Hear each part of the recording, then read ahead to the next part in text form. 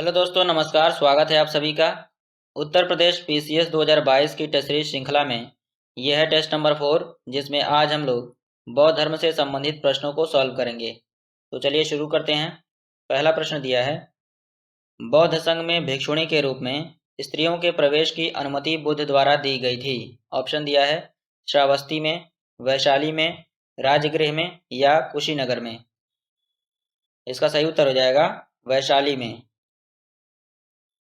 अपने प्रिय शिष्य आनंद के कहने पर बुद्ध ने वैशाली में स्त्रियों को बौद्ध संघ में भिक्षुणी के रूप में प्रवेश करने की अनुमति प्रदान की थी। बौद्ध संघ में सर्वप्रथम शामिल होने वाली स्त्री जो थी वो प्रजापति गौतमी थी, जो गौतम बुद्ध की मौसी थी।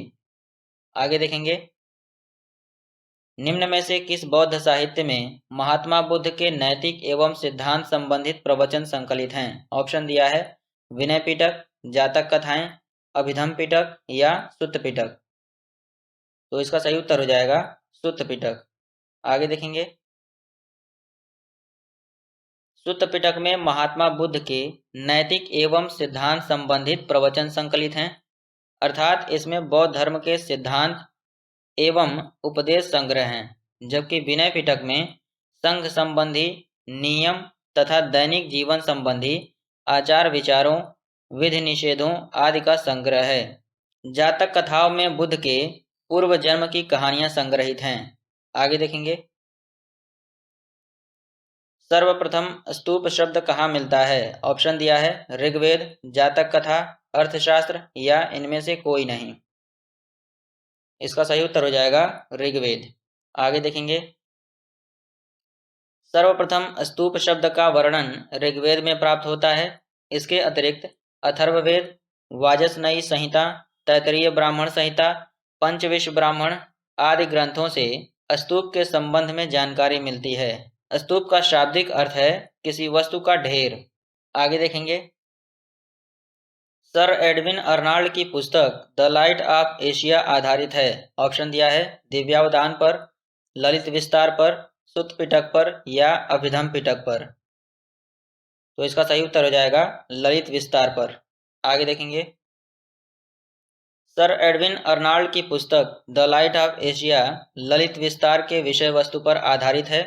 इस पुस्तक का प्रकाशन सन 1879 ईस्वी में लंदन में किया गया। आगे देखेंगे, बुद्ध की खड़ी प्रतिमा निम्न में से किस काल में बनाई गई। ऑप्शन दिया है गुप्त काल, कुषाण काल, मौर्य काल या गुप्तोत्तर काल। तो इसका सही उत्तर हो जाएगा कुषाण काल। आगे देखेंगे, ये कुषाण काल की बुद्ध की प्रतिमा है। कुषाण काल में ही गंधार एवं मथुरा कला शैली के तहत बुद्ध एवं बोधिसत्वों की बहुसंख्यक मूर्तियों का बैठी एवं खड़ी स्थिति में निर्माण हुआ। आगे देखेंगे, निम्नलिखित वक्तव्यों पर विचार करें और नीचे दिए गए कूट से सही उत्तर का चयन करें। कथन दिया है कुशीनगर मल्ल गणराज्य की राजधानी थी और कारण दिया है महात्मा बुद्ध का महापरिनिर्वाण कुशीनगर में हुआ था। कूट देख लीजिए। इसका सही उत्तर हो जाएगा बी। ए और आर सही है, परंतु आर ए की सही व्याख्या नहीं है। आगे देखेंगे, बौद्ध ग्रंथ अंगुत्तर निकाय में वर्णित है। 16 महाजनपदों में से मल्ल एक महाजनपद था। यह एक संघ राज्य था जिसमें पावा वर्तमान पड़रौना तथा कुशीनगर वर्तमान कस्या के मल्लों की शाखाएं सम्मिलित थीं। महात्मा बुद्ध को महापरिनिर्वाण कुशीनारा यानी कि वर्तमान कुशीनगर में प्राप्त हुआ। आगे देखेंगे, निम्नलिखित में से कौन सही सुमेलित है और कूट की सहायता से सही उत्तर का चयन करना है। लोथल प्राचीन गोदीवाड़ा क्षेत्र, सारनाथ बुद्ध का प्रथम धर्मोपदेश, राजगीर अशोक सिंह स्तंभ शेष और नालंदा बौद्ध अधिगम का महान पेट। ऑप्शन देख लीजिए। तो इसका सही उत्तर हो जाएगा सी 1, 2 और 4। आगे देखेंगे, यह है सारनाथ स्थित अशोक का सिंह स्तंभ। सैंधवपुरा स्थल जो कि गुजरात में स्थित है, वहां से गोदीवाड़ा के अवशेष मिले हैं। सारनाथ वाराणसी में महात्मा बुद्ध ने अपना प्रथम धर्मोपदेश दिया था और नालंदा बौद्ध अधिगम का महान पीठ था। यहाँ कुमारगुप्त फर्स्ट के शासनकाल में विश्वविद्यालय की स्थापना हुई थी और अशोक का सिंह स्तंभ राजगीर में नहीं है, सारनाथ में स्थित है। अगला क्वेश्चन देखेंगे। हीनयान अवस्था का विशालतम एवं सर्वाधिक विकसित शैलकृत चैत्यगृह स्थित है। ऑप्शन दिया है पीतलखोरा में, जुन्नार में, कार्ले में और बिरसा में। तो इसका सही उत्तर हो जाएगा कार्ले में। आगे देखेंगे। हीनयान अवस्था का विशालतम एवं सर्वाधिक विकसित शैलकृत चैत्यगृह कार्ले, जो कि पुणे महाराष्ट्र में स्थित है। आगे देखेंगे। निम्नलिखित कथनों पर विचार कीजिए तथा नीचे दिए गए कूट की सहायता से सही उत्तर का चयन करें। कथन दिया है 12वीं शताब्दी के अंत तक नालंदा महाविहार का पतन हो गया, और कारण दिया है महाविहार को राजकीय प्रश्रय मिलना बंद हो गया था। ऑप्शन दिया है ए और आर सही है तथा आर ए की सही व्याख्या करता है। ए और आर सही है परंतु आर ए की सही व्याख्या नहीं करता है। ए सही है परंतु आर गलत है, और ए गलत है परंतु आर सही है। तो इसका सही उत्तर हो जाएगा बी, ए और आर सही है परंतु आर ए की सही व्याख्या नहीं करता है। आगे देखेंगे। नालंदा में एक विख्यात बौद्ध पीठ एवं विश्वविद्यालय था। यह दक्षिणी बिहार के राजगीर, वर्तमान राजगृह के निकट स्थित था। 5वीं सदी के मध्य गुप्तों के समय में नालंदा स्थित विश्वविद्यालय अस्तित्व में आया। 12वीं सदी के अंत तक मुस्लिम आक्रमण के फलस्वरूप महाविहार का पतन हो गया। इससे पूर्व बंगाल के पाल शासकों द्वारा विक्रमशिला विश्वविद्यालय को संरक्षण देने के फलस्वरूप नालंदा का महत्व घटने लगा था। आगे देखेंगे। भगवान बुद्ध ने निम्नलिखित 4 आर्य सत्यों का प्रतिपादन किया।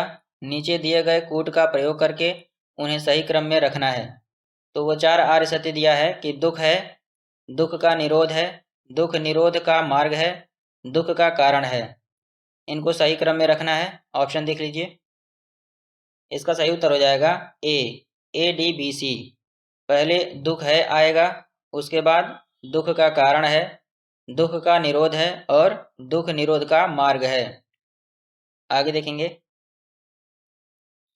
संबोधि में गौतम बुद्ध को प्रतीत्य समुत्पाद के सिद्धांत का बोध हुआ था। इस कार्य कारण सिद्धांत को उन्होंने जगत पर लागू किया। सर्वप्रथम उन्होंने जिन 4 आर्य सत्य का उपदेश दिया वे इस प्रकार हैं। पहला है दुख, यानी कि संसार में सर्वत्र दुख है और जीवन दुखों एवं कष्टों से पूर्ण है। दूसरा है दुख समुदाय, प्रत्येक वस्तु का कोई न कोई कारण अवश्य होता है, अतः दुख का भी कारण है। तीसरा है दुख निरोध, दुख का अंत संभव है। और चौथा है दुख निरोध गामिनी प्रतिपदा, यानी कि दुख के मूल अविद्या के विनाश का उपाय अष्टांगिक मार्ग है। आगे देखेंगे। बौद्ध तथा जैन दोनों ही धर्म विश्वास करते हैं कि कर्म तथा पुनर्जन्म के सिद्धांत सही हैं। मृत्यु के पश्चात ही मोक्ष संभव है। स्त्री तथा पुरुष दोनों ही मोक्ष प्राप्त कर सकते हैं, या जीवन में मध्यम मार्ग सर्वश्रेष्ठ है। तो इसका सही उत्तर हो जाएगा ए, कर्म तथा पुनर्जन्म के सिद्धांत सही हैं। आगे देखेंगे। बुद्ध तथा महावीर दोनों ही 6ठी शताब्दी ईसा पूर्व की धार्मिक क्रांति के अग्रदूत थे। इन दोनों ने वैदिक कर्म कांडों तथा वेदों की अपौरुषता का समान रूप से विरोध किया। अहिंसा तथा सदाचार पर दोनों ने बल दिया तथा दोनों ही कर्मवाद, पुनर्जन्म तथा मोक्ष में विश्वास रखते थे। आगे देखेंगे। बौद्ध धर्म के विषय में कौन सा कथन सही है? 3 कथन दिया है। पहला दिया है उसने वर्ण एवं जाति को स्वीकार नहीं किया। दूसरा दिया है उसने ब्राह्मण वर्ग की सर्वोच्च सामाजिक कोटि को चुनौती दी। और तीसरा दिया है उसने कुछ एक शिल्पों को निम्न माना। नीचे दिए गए कूट में से सही उत्तर का चयन करना है। तो इसका सही उत्तर हो जाएगा सी, 1, 2 और 3। आगे देखेंगे। बौद्ध धर्म में वर्ण व्यवस्था को स्वीकार तो किया गया, लेकिन उसने ब्राह्मण वर्ग की सर्वोच्च सामाजिक स्थिति को स्वीकार नहीं किया। आगे देखेंगे। बौद्ध धर्म के विस्तार के कारणों में सम्मिलित थे। कौन कौन से सम्मिलित थे? धर्म की सादगी, दलितों के लिए विशेष अपील, धर्म की मिशनरी भावना, स्थानीय भाषा का प्रयोग तथा दार्शनिकों द्वारा वैदिक भावना की सुदृढ़ता। ऑप्शन देख लीजिए। इसका सही उत्तर हो जाएगा सी, 1, 2, 3 और 4। आगे देखेंगे। बौद्ध धर्म की सादगी, दलितों के लिए विशेष अपील, मिशनरी भावना तथा स्थानीय भाषा का प्रयोग बौद्ध धर्म के विस्तार के प्रमुख कारणों में सम्मिलित थे, जबकि दार्शनिकों द्वारा वैदिक भावना की सुदृढ़ता इसमें सम्मिलित नहीं थी। अगला क्वेश्चन देखेंगे। निम्नलिखित कथनों पर विचार करें एवं चैत्य तथा विहार में क्या अंतर है इसे चुनें। ऑप्शन दिया है, विहार पूजा स्थल होता है जबकि चैत्य बौद्ध भिक्षुओं का निवास स्थल है। चैत्य पूजा स्थल होता है जबकि विहार निवास स्थल है। दोनों में विशेषतः कोई अंतर नहीं है, या विहार एवं चैत्य दोनों ही निवास स्थल के रूप में प्रयोग हो सकते हैं। तो इसका सही उत्तर हो जाएगा बी, चैत्य पूजा स्थल होता है जबकि विहार निवास स्थल है। आगे देखेंगे। चैत्य का शाब्दिक अर्थ है चिता संबंधी। शवदाह के पश्चात बचे हुए अवशेषों को भूमि में गाड़कर उनके ऊपर जो समाधियां बनाई गईं, उन्हीं को प्रारंभ में चैत्य या स्तूप कहा गया। इन समाधियों में महापुरुषों के धातु अवशेष सुरक्षित थे, अतः उपासना के केंद्र बन गए। कालांतर में बौद्धों ने इन्हें अपनी उपासना का केंद्र बना लिया। चैत्य गृहों के समीप ही भिक्षुओं के रहने के लिए आवास बनाए गए, जिन्हें विहार कहा गया। तो इसमें 14 महत्वपूर्ण बौद्ध धर्म से संबंधित प्रश्नों को सम्मिलित किया गया था। इनकी लगातार प्रैक्टिस करते रहिए। तब तक के लिए धन्यवाद।